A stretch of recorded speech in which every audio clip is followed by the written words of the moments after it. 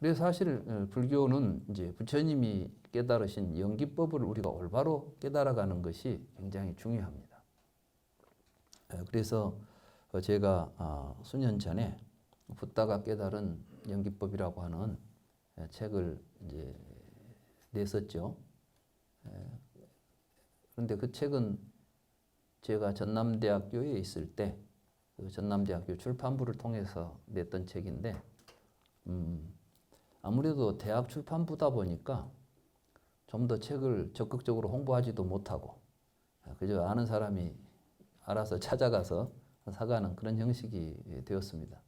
그랬음에도 불구하고 그 책은 뭐 2세를 찍고 3세도 찍은 걸로 제가 알고 있는데 그만큼 많은 사람들이 상당히 호응을 가졌던 책이죠. 호응을 해줬던 책인데 불광 출판사에서 제 책을 다 새로 내는 과정에 지난번에 작업을 다 끝내가지고 다음 주 월요일쯤에 그 책이 나온다고 합니다.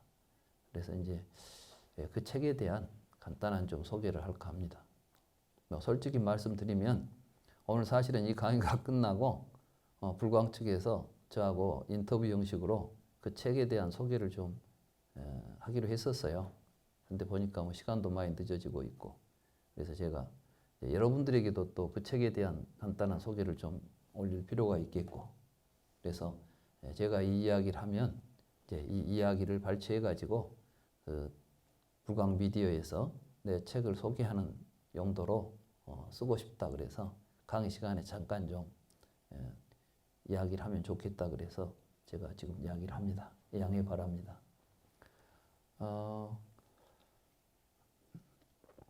오늘 강의할 내용도 근본적으로는 사실 오늘 정견경 속에 나오는 내용을 이제 더 확대하고 구체적으로 이야기하면 붓다가 깨달은 연기법이 됩니다. 네.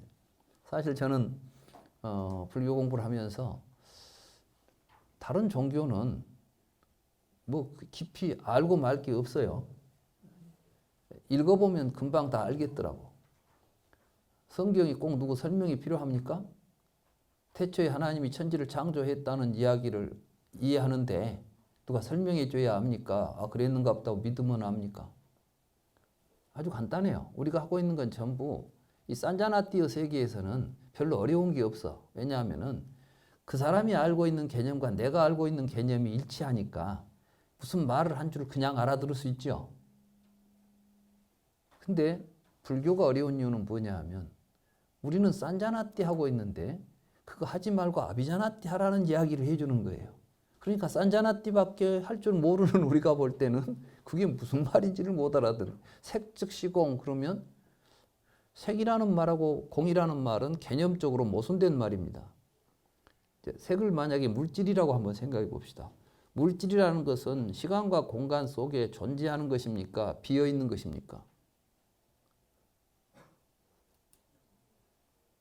비어 있으면 없다고 해야죠.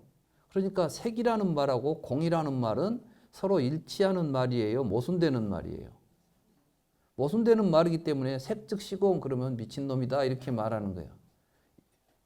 있는 것이 없습니다. 그러면 뭔 말이 말이 안 되는 소리죠.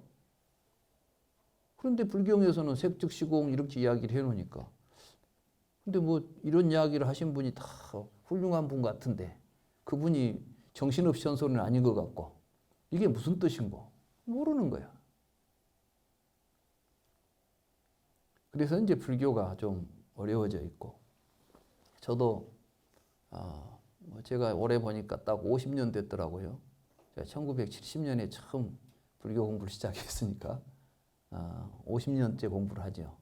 뭐 저는 처음에 어째 절에 다니면서 불교 믿다가 공부 시작한 게 아니고 처음 불교를 접하고 나서 불교가 너무 좋아서 거의 불교에 미치다시피 지금까지 불교에만 매달려 온 사람이에요.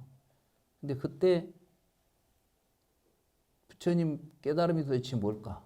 부처님은 깨달음의 세계 우리가 불교를 공부한다면 우리도 깨달아야 될 텐데 맹목적으로 그냥 믿고만 가서는 성이 차지 않고 굉장히 고민했던 문제였습니다. 그런 문제들을 제가 이제 가지고 대학원에 와서 공부하는 가운데 니까야, 아함경 이런 초기 경전들을 읽다가 부처님이 이런 걸 깨달았구나. 부처님의 깨달음이 이런 것이었구나 하는 걸 저는 이제 확신을 했어요. 확인을 했죠, 제가. 그러니까 사실은 뭐 화두로 들어보고 뭐 염불도 해보고 별짓을 다 했는데 거기에서 부처님이 깨달은 연기법과 연관된 맥락을 도저히 찾을 수가 없어요. 화두 깨치니까 연기법이 깨달아진다거나 그렇지도 않고 또 화두 깨쳤다는 사람 이야기를 들어보니까 연기법 이야기는 나오지도 않아요. 화두 깨치신 분이 연기법 이야기를 하면서 연기 이야기를 하시던가요? 연기법 이야기할 때는 또 다른 맥락에서 해버려요. 그냥 자기가 수행하고는 전혀 상관없이. 그럼 이게 지금 우리가 하고 있는 수행이라는 게 부처님의 깨달음을 향해 가는 수행입니까? 아니면 또 다른 세상을 이야기하고 있는 겁니까? 너무 저는 혼란스러웠어요. 그래서 도대체 깨달음이 뭔데 이렇게 복잡한가? 그런데 이제 초기 경전의 부처님 말씀을 올바로 이해하게 되면서부터 저는 너무나 많은 이제 충격도 받았고, 저는 대학 다니면서 철학을 전공했기 때문에 철학적으로 보더라도 기존에 우리가 인간이 지금까지 가졌던 어떤 철학적 사유도 아닌 거예요. 이거 부처님이 깨달은 연기법의 세계는.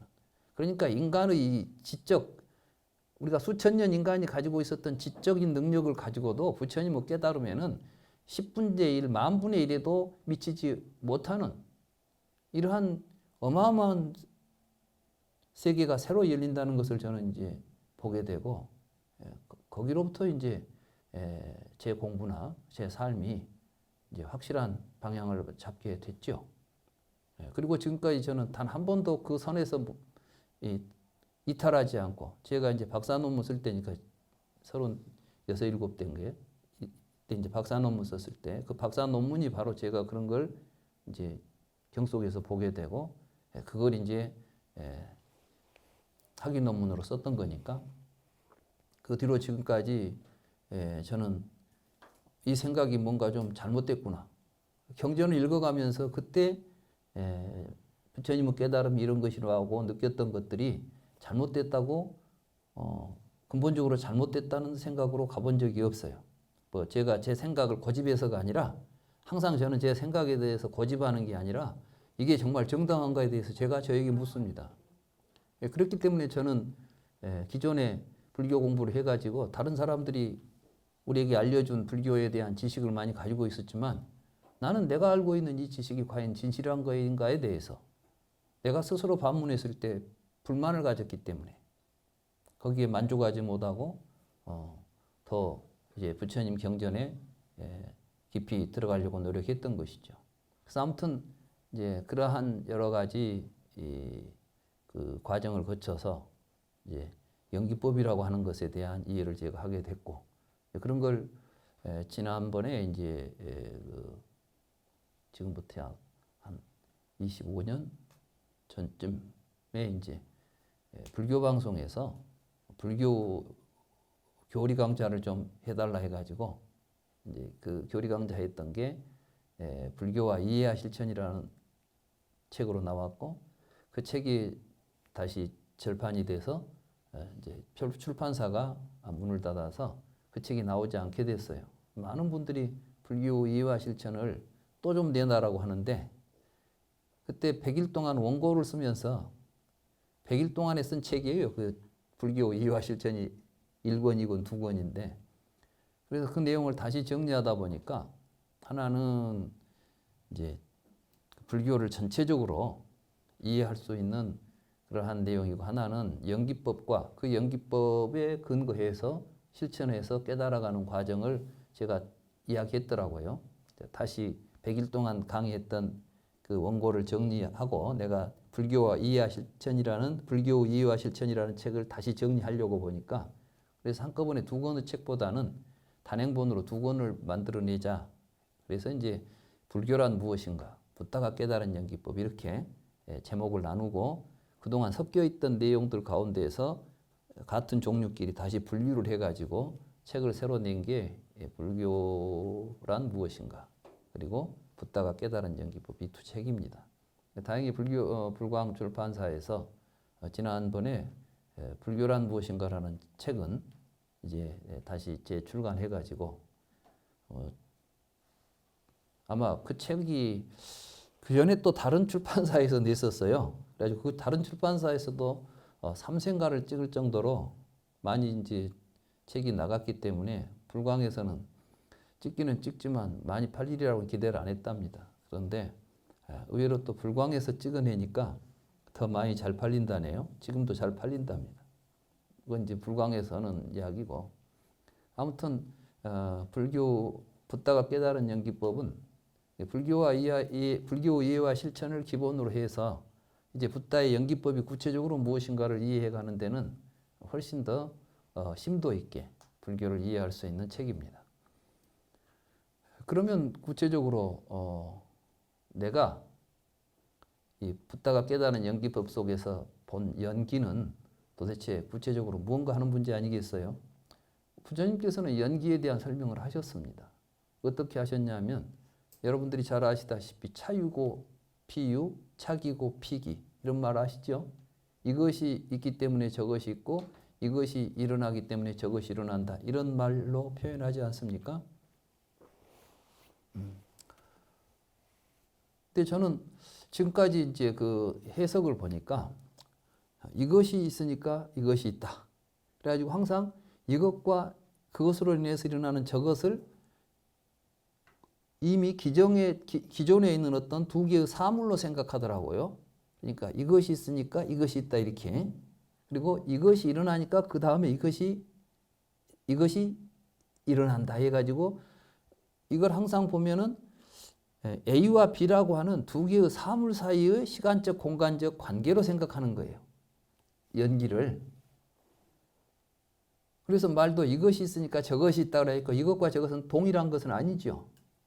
그러면 원인과 결과 사이에 시간적으로는 동시겠습니까? 시간이 달라지겠습니까? 달라지겠죠. 그러니까 이제 이것이 있는 다음에 저것이 있다 이렇게. 근데 제가 연기라는 부처님의 연기에 대한 이야기를 이제 생각을 쭉 통찰하다 보니까 그 말이 아닌 거예요. 그래서 저는 이제 번역을 달리 했어요. 이것이 있는 곳에 이것이 있고 또는 이것이라고도 이것이라고 이렇게 하면 좀 사실 이것이 있는 곳에 이것이 있다는 것이 본래 산스크리트나 팔리어의 표현입니다. 이마스민 사띠 이담 호띠 그래요. 이마스민 사띠 이담 호띠라는 것은 뭐냐면 이마스민도 이것이 있는 곳에 이담 이것이 있다라는 것인데, 근데 우리가 일상적으로 이것이 있는 곳에 이것이 있다는 말이 뭐 이것과 이것으로는 실체론적으로 온 게 산자나띠로 보면 이것과 이것은 동일한 거죠. 동일한 것이 있는 곳에 동일한 것이 있다는 말이 이상하니까 그냥 표현할 때 이것이 있기 때문에 저것이 있다라고 이것과 저것으로서 지금 분리해 놨어요. 근데 실제로 연기적 관점에서 보면 이것이 있는 곳에 이것이 있다 이렇게 두 개의 사물을 이야기하고 있는 게 아니라 사실은 현상을 보고 있는 거죠. 그리고 이것이라는 것은 지시적인 것이죠. 저것도 지시어인데 이것과 저것은 구체적으로 지시적으로 뭘 의미하냐 하면은 가까이 있는 것은 이것이고 멀리 있는 건 저것이에요. 맞죠? 이것이 저것이다 이렇게 말할 수는 없잖아. 이것이 저것이다 이렇게 말하지. 그러니까 가까이 있는 것이 이것인데 그럼 만약에 동일한 곳에 있다면 무엇이 이것이고 무엇이 저것이겠어요? 동일한 곳에 같은 장소에 있는 것이라면 이것과 저것을 우리가 구별할 수 있어요, 없어요? 동일한 장소에서 일어나고 있다면. 그러죠? 그리고 이마스민 호띠담 올 때 이마스민이라는 것은 이마스민이 이담이라고 하는 지시대명사에 이게 적격이에요, 적격. 그러니까 사띠 그것이 있는 여기에 말이요 장소에 이것이 있는 곳에 이담 이것이 있다 그런 이야기예요. 이렇게 이것이 있는데 또 이것이 있네 이렇게 이제 같이 있는 거죠. 쉽게 말하면 촛불이 타고 있는 곳에 빛이 있죠. 촛불이 타고 나니까 빛이 있어요. 촛불이 타고 있는 곳에 빛이 있어요. 촛불이 타고 나면 불도 사라져버려. 그것이 연기예요. 세상의 모든 것들은, 그러니까 지금 이 세상의 모든 존재들은 시간적으로 보면 항상 동시에 있습니까? 시간적으로 떨어져 있습니까?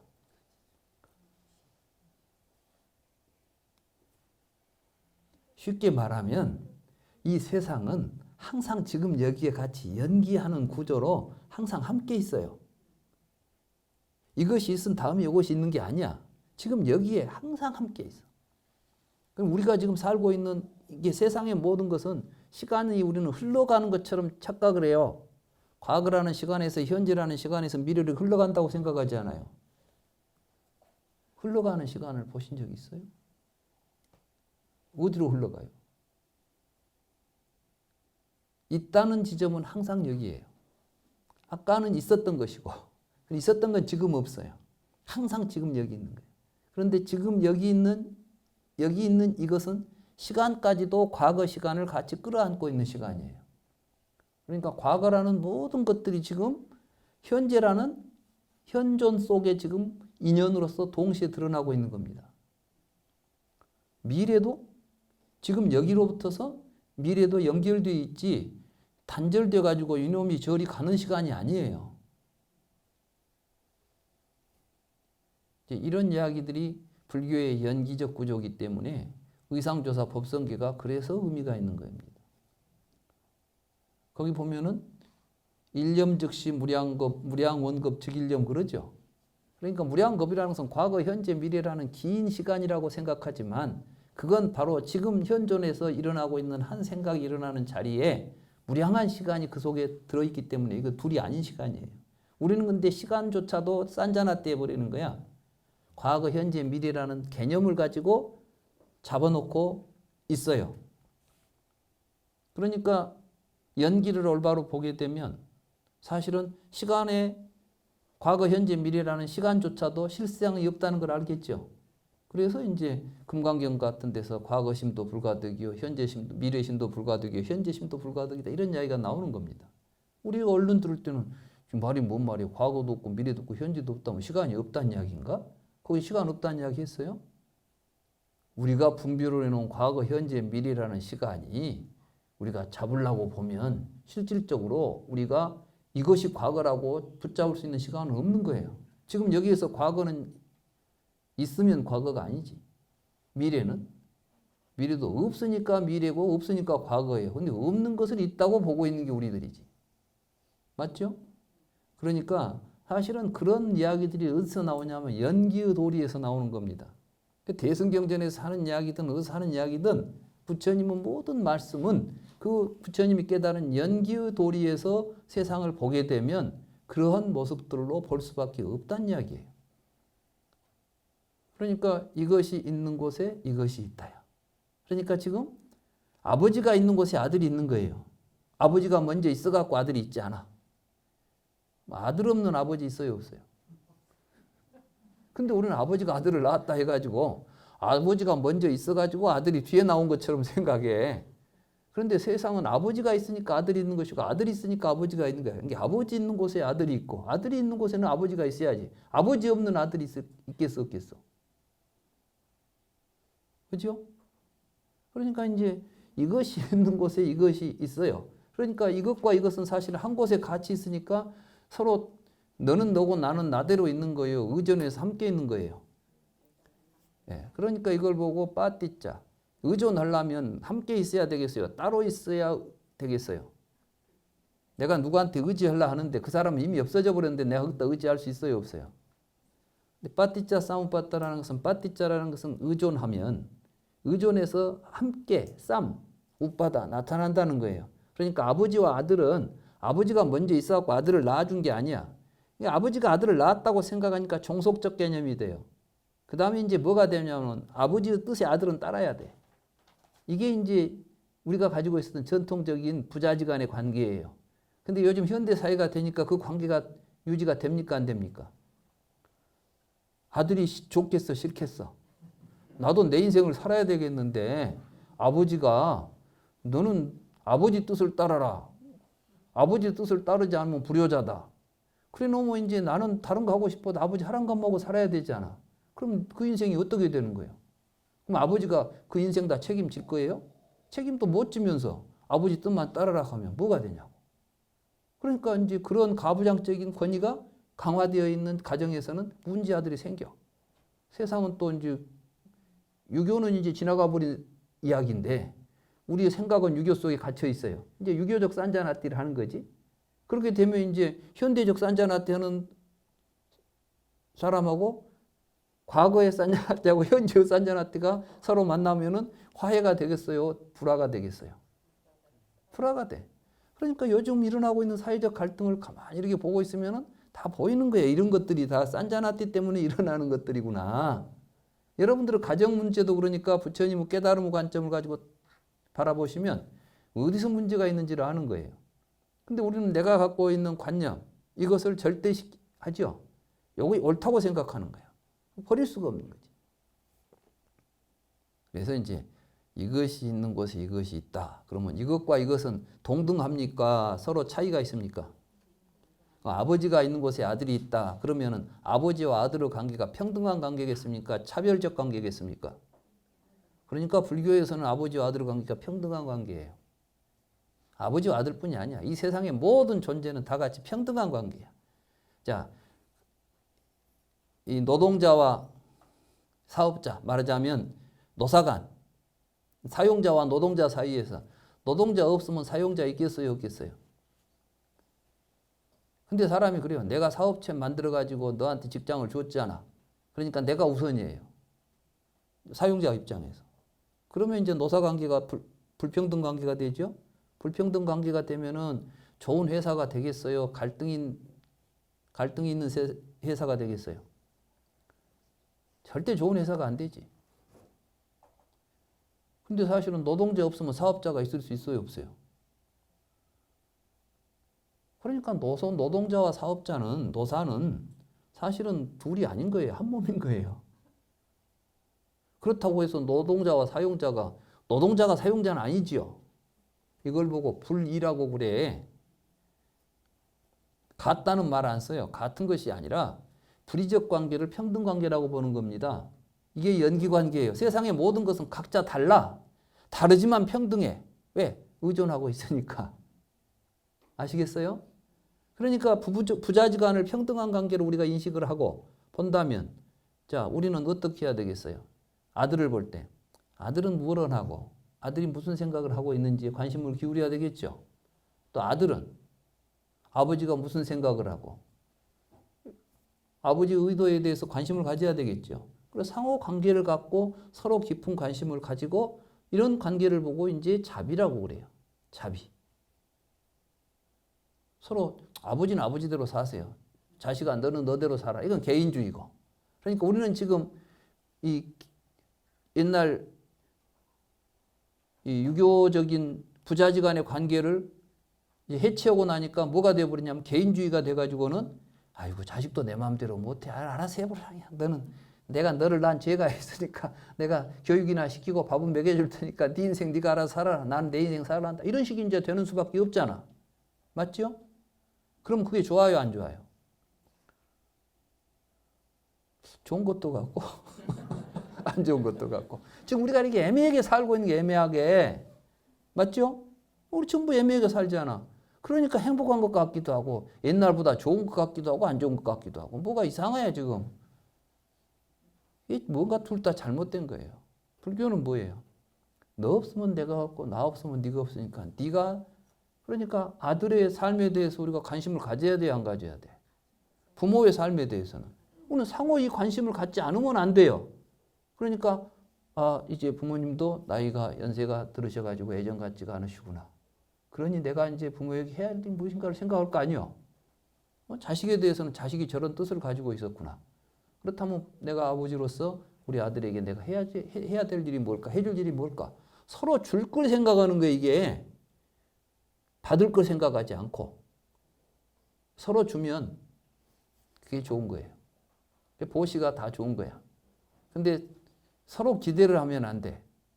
그렇죠? 그러니까 부처님이 제일 먼저 뭐라고 그랬어? 보시바람이라라. 보시바람을 남 준다고 생각하지 마세요. 뭐 남 준다는 생각이 아니라 사실은 관계 속에서 보면 우리가 할 수 있는 일은 내가 관계 맺고 있는 다른 사람들에 대해서 그 관계 구조 속에서 내가 할 일밖에 없는 거예요. 내가 할 일 잘하고 있으면은 다 잘 되는 거예요. 아들이 아들 노릇 잘하고 아버지가 아버지 노릇 잘하면 됐지. 맞죠? 근데 아버지는 아버지 노릇 할 생각은 안 하고 아들 보고 너는 아들아 아버지한테 이렇게 해라고 받으려고만 해. 그럼 자기는 주도 않고 받으려고만 하면 되겠어요, 안 되겠어? 안 되는 거예요. 이기적인 개인주의에서는 되도록이면 남한테는 많이 받고 내 것은 적게 줘야 되겠죠. 그러니까 개인주의에 의해서 봉건사회에서 나타났던 부자지간의 관계가 깨지니까 더 큰 갈등이 만들어지는 거예요. 우리가 살고 있는 사회의 현재 모든 갈등의 구조는 이런 내용들을 담고 있어요. 그래서 연기적 구조를 우리가 연기를 올바로 이해해서 이것이 있는 곳에 이것이 있다. 네가 있으니까 내가 있다. 네가 있는 다음에 내가 있는 게 아니라니까. 나 다음에 네가 오는 게 아니라 동시에 우리는 같이 평등한 관계에서 시간적으로 즉시적으로 있습니다. 맞죠? 이것이 일어날 때 그것이 일어난다. 이것이 일어난 다음에 일어나는 게 아니에요. 그래서 이제 저는 연기를 갖다 이것이 있는 곳에 이것이 있다 그러는데 이것이 있다 하면 너무 헷갈릴 것 같아서 어떤 때는 또 이것이 있는 곳에 그것이 있다. 그래서 이것과 그것이 동시에 한 곳에 있다. 이것이 일어날 때 그것이 일어난다. 이렇게 이제 연기라는 의미를 제가 다시 해석을 했어요. 얼른 보면 그 말이나 비슷하게 보이죠? 이것이 있기 때문에 저것이 있다나 이것이 있는 곳에 저것이 있다나 별 차이가 없을 것처럼 보이지만은 사실은 그 안에 굉장히 큰 의미의 차이가 있습니다. 그래서 저는 이제 연기를 그렇게 해석을 했고 그 다음에 이제 그럼 이러한 연기법의 도리를 우리가 깨달아가고 불교 수행을 통해서 열반을 얻는다는 것은 무엇이냐? 이 모든 그런 과정들 이런 것들이 불교 수행이라고 저는 봅니다. 그리고 그 불교 수행의 구조가 구차재정의 단계를 가지고 진행되게 되어 있어요.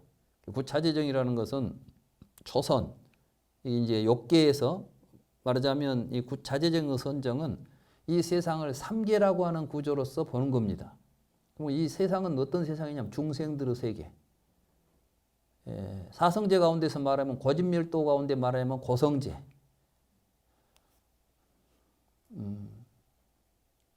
불교는 이제 사성제의 진리가 부처님이 깨달은 진리의 큰 틀은 사성제죠. 인간은 괴롭다. 모든 중생들은 괴로움 속에 있다. 그 괴로움의 구조를 살펴보면 욕계, 색계, 무색계의 구조가 있다는 겁니다. 사실 욕계, 색계, 무색계는 공간 속에 벌어지고 있는 세계가 아니라 우리 인간들의 마음속에 이미 내재해 있는 인간 의식 세계 속에 욕계의 세계, 색계의 세계, 무색계의 세계가 자리 잡고 있습니다. 근데 그 가운데 우리들의 삶은 한 곳에 고정되어 있지 않아요. 때로는 욕계에 가고 때로는 색계에 가고 또는 무색계로 왔다 갔다 해. 근데 대부분 인간들은 욕계에 갇혀 욕계 속에서 자주 살아요. 그러나 색계, 무색계가 인간의 내면 속에 다 있어요. 그래서 이제 아비자나떼 한다는 것은 바로 그러한 우리들이 가지고 있는 우리의 내면 세계를 통찰을 통해서 정확하게 보는 겁니다. 중요한 것은 이 내면의 세계가 투사되면 외적 세계로 드러난다는 거예요. 그러니까 사실 여러분들이 보고 있는 세상은 여러분들은 내면의 세계가 투사된 세계를 보는 겁니다. 안에 있는 것들이 밖에 있는 것처럼 보이는 거예요. 예를 들면 영화를 보게 되면 스크린에 화면이 비치죠. 스크린에가 화면이 있습니까? 본래 그림이 있습니까? 저 영상기 속에 있는 필름 속에 그림이 있습니까? 여기에 있는 그림은 밖에 있는 거 그림 같지만 사실은 그것이 투사되어 있는 것이지 원본은 어디가 있어요? 원본은 영상기 안에 있는 필름 속에가 있다니까. 그런 것처럼 여러분들의 의식 속에 이미 형성되어 있는 산자나띠들이 싹 어떤 상황에 만나면 빛을 만나면 우리가 영상기에다가 필름을 돌리면 뒤에서 빛이 나오고 필름이 어떤 상황에 돌아갈 때마다 커트 돌아갈 때마다 새로운 장면들이 착착착착 나오죠. 그와 마찬가지로 여러분들의 의식 속에 들어있는 내용들이 여러분들의 어떤 인연을 만나가지고 투사가 되어야 될 때가 되면 그때 그것들이 투사가 된다는 이야기예요. 그러니까 우리가 이제 세상의 실상을 찾아가기 위해서는 바깥에 현미경을 들고 가야 되겠어요? 통찰을 통해서 안으로 내면을 들여다봐야 되겠어요? 근데 과학자들이 하는 것은 바깥에 망원경하고 현미경 가지고 바깥 세상을 보고 있는 거예요. 그러니까 바깥에서 아무리 뭘 봐도 근본이 보이겠습니까? 안 보이겠습니까? 안 보여. 그런데 요즘 현대 과학에서 비로소 뭘 알아봤냐 하면 가다 보니까 결국은 근본이 우리의 마음에가 있다는 사실을 알아차렸어요. 이게 요즘 말하는 양자역학에서 하는 이야기예요. 과학자들이 이제 변화가 온 거예요. 부처님은 3000년 전에 그걸 깨달으셨고 그게 연기법이에요. 그래서 그걸 통찰해 가는 것은 지금도 그렇지만 과학자들은 여전히 망원경하고 현미경으로 보려고 해요. 부처님은 그렇게 보면 그 지점에 어디 투사되는 그 지점까지는 바깥에서 도달할 수 있겠죠. 근데 영사기 안은 볼 수 있겠어 없겠어? 그건 못 보는 거지. 그러니까 이제 과학자들도 과학적 태도들이 이제 궁극이 오게 되면은 결국은 불교적인 수행을 통해서 아비자나들을 통해서 내면을 들여다보는 공부를 하지 않으면 나는 과학도 앞으로 전망이 없다고 봐요. 그러니까 앞으로 이제 과학자들도 제대로 공부하려면은 불교적인 공부를 해야 됩니다. 근데 요즘 이제 우리 주변에 명상, 이빠사나 해가지고 하니까, 근데 제가 볼 때는 지금까지 우리 주변에 있는 명상이나 이빠사나 가지고는 그 지점에 못 갑니다. 왜냐하면은 교리 자체가 산자나띠로 되어 있어요. 그러니까 산자나띠로 되어 있는 교리가 아비달마예요. 아비달마 교리를 가지고 지금 현재 우리 주변에서 하고 있는 수행들이 이빠사나고. 그럼 부처님께서 정말 우리에게 가르쳐준 이빠사나 수행은 뭐냐? 그게 이제 바로 그 차재정을 통해서 가게 되는 3계의 실상을 먼저 아는 거예요. 근데 3계라는 게 뭐 선정에 들어가면 깊이 선정 속에 빠져 들어가서 보이는 게 아니라 실제로 우리들이 가지고 있는 우리들의 의식 구조를 우리가 실제로 한번 분석해 보는 거예요. 그렇게 보면 우리는 우리들의 욕망, 또 신체적인 구조를 통해서 얻게 되는 지각, 그리고 우리들의 이 내적인 어떤 이제 이성이라고 할까? 이런 것들에 의해서 작동하는 사유 구조가 있습니다. 그러니까 우리는 생각하면서 살고 몸으로 뭔가를 지각하면서 살고 욕망을 가지고 살고 있죠.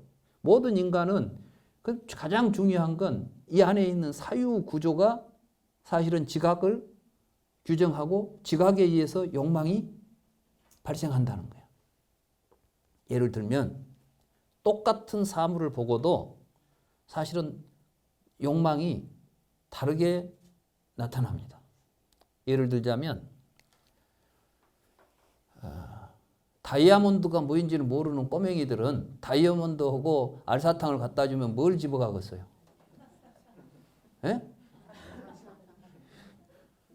다이아몬드 그거 뭐 먹도 못하고 입에다 넣으면 뭐가 좋아? 알사탕이 좋지 않아? 알사탕 집어가지고 무슨 다이아몬드 집어가겠어?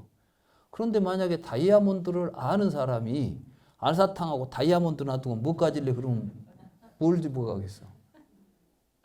그럼 그 사람이 지금 좋다고 하는 느낌이 어디서 생겨요? 다이아몬드가 좋은 것이에요? 알사탕이 좋은 것이에요? 그것을 좋아할 수 있도록 작동하는 마음을 안에가 있는 거예요. 이해가 되세요? 그러니까 여러분들은 밖에 있는 걸 보고 좋다고 쫓아다니지 마라. 지금 저것이 좋다는 것은 내 안에서 저걸 좋아하도록 하는 마음이 작동할 수 있는 구조가 있다는 걸 안 다음에 그게 잘못되었다면 버려버리면은 그것에 그것 쫓아다니면서 일어나는 고통은 사라지겠죠. 이렇게 해서 이제 세상을 욕계, 색계, 무색계 이런 게 다 이 내적 구조에서 나오는 이야기라니까요. 오늘 내가 그 이야기를 다 해야 되겠어요? 못해. 시간도 안 돼. 할 수는 없어요. 그렇기 때문에 이제 불교 부처님의 가르침을 보면 그것을 어떻게 보게 되면 어떤 것들이 보이고 그걸 하나하나를 어떻게 제거해서 구국에 가서 연기의 실상을 깨닫게 되고 우리가 모든 괴로움으로부터 벗어난 열반을 성취할 수 있는가를 굉장히 자세하게 이 많은 경전을 통해서 또 이 앞으로 이제 우리가 공부할 맞지만 니까야에도 그런 내용들이 가득 차 있는 것입니다.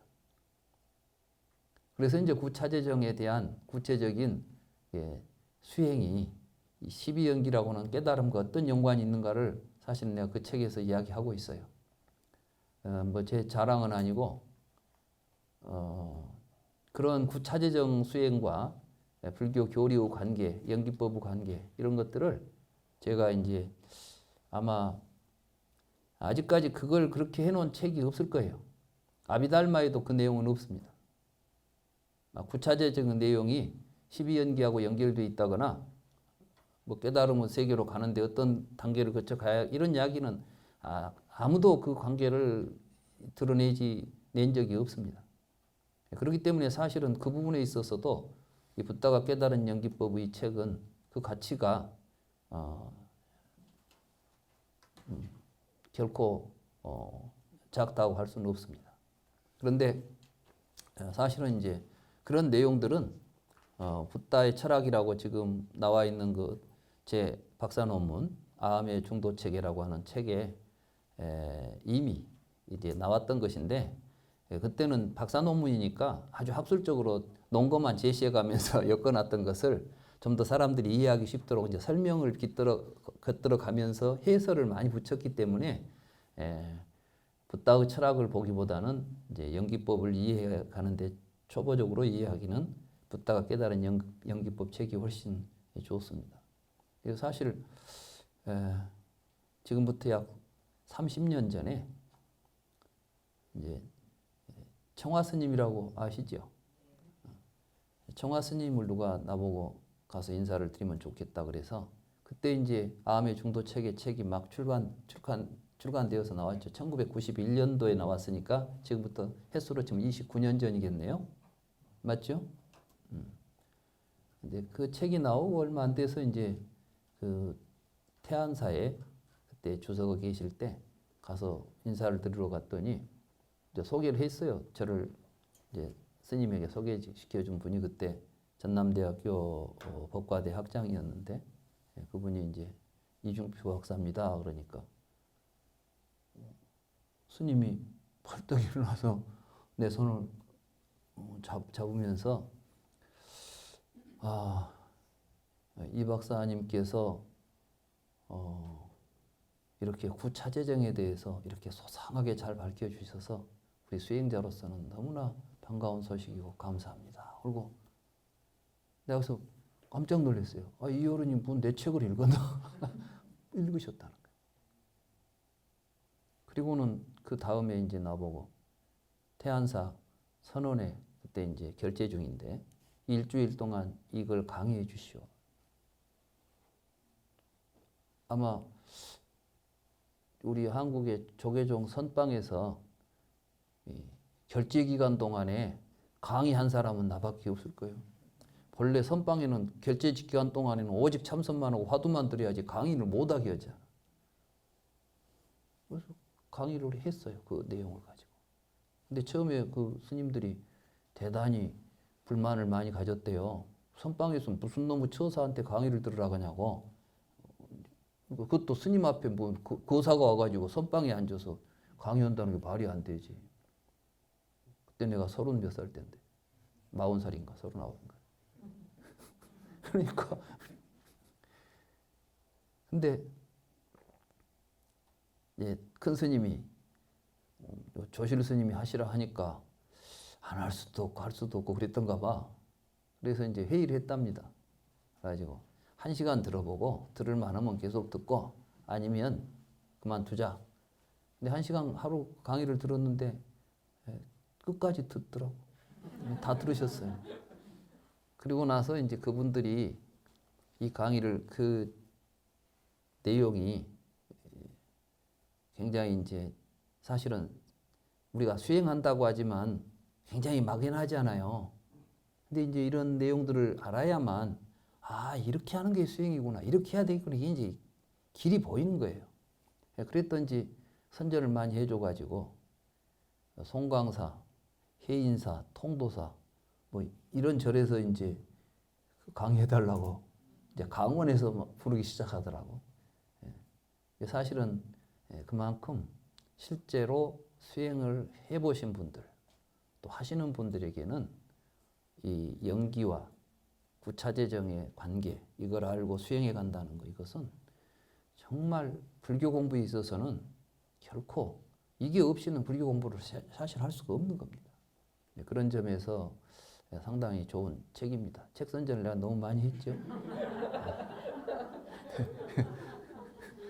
또 이렇게 선전을 들어야 사서 보고 사서 볼 때 또 이야기를 여러분들이 듣고 봐야 책에 이해가 더 빠르고 좋습니다. 시간이 많이 지났네요. 그럼 이 시간은 여기에서 좀 쉬었다 가기로 하고 우선 잠시 휴식 시간을 갖도록 하겠습니다.